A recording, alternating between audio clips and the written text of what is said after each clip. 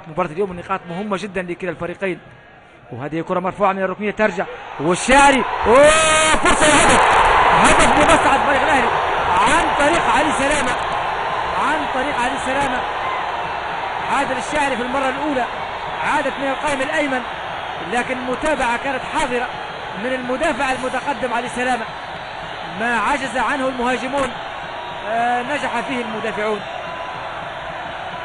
عادل الشاعري وعلي سلامة، وهذه هي الألوان الحمراء والاحتفالات الحمراء على مدارج ملعب هوجو تشافيز اللي كانت تنتظر هذا الهدف طويلا، وجاء أخيرا في الدقائق الأولى والمبكرة من زمن الشوط الثاني برأسية علي سلامة المدافع المتقدم.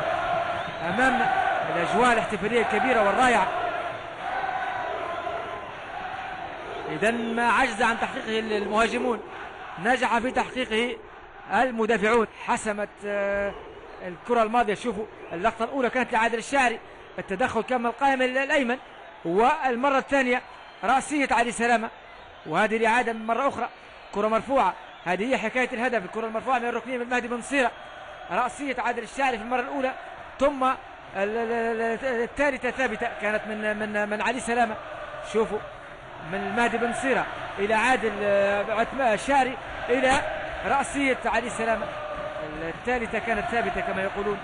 شوفوا الكرة مرفوعة المهدي بن نصيرة، المرة الثانية عادل الشاعري والقائم، والتدخل من